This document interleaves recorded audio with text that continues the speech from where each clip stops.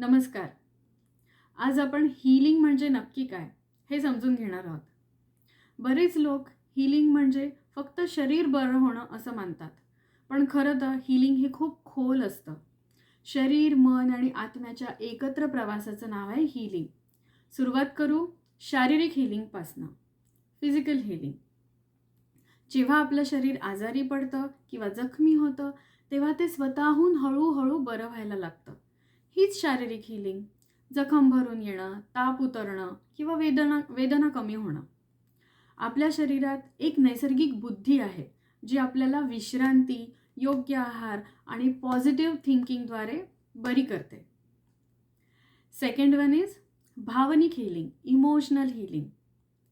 जेव्हा आपण आपल्या भूतकाळातील दुःख, भीती, अपराधभाव आणि राग सोडतो, हे तेव्हा घडतं जेव्हा आपण क्षमा करतो, स्वतःला स्वीकारतो आणि रागाऐवजी शांतता निवडतो. भावनिक हीलिंग म्हणजे जे झालंय ते विसरणं नाही, तर त्या वेदनेला आता आपल्यावर नियंत्रण ठेवू न देणं आहे. थर्ड वन इज मानसिक आणि आत्मिक healing, mental and spiritual healing. म्हणजे आपल्या विचारांना प्रेम आणि कृतज्ञतेशी जोडणं. जेव्हा आपण ध्यान, प्रार्थना, सकारात्मक विचार, EFT, फेस योगा यासारख्या साधनांनी मन शांत करतो, तेव्हा हीलिंग आतून सुरू होतं.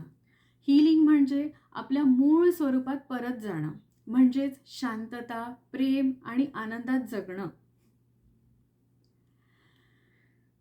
म्हणून लक्षात ठेवा की हीलिंग ही बाहेरची गोष्ट नाही आहे. ती आपल्या शरीर, मन आणि आत्म्यात सतत चालणारी एक सुंदर प्रक्रिया आहे, जी प्रत्येक क्षणी घडते जेव्हा आपण शांतता, प्रेम अनुभवतो तेव्हा.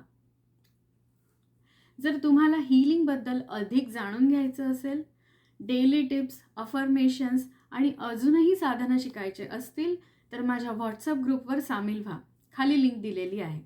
थँक्यू.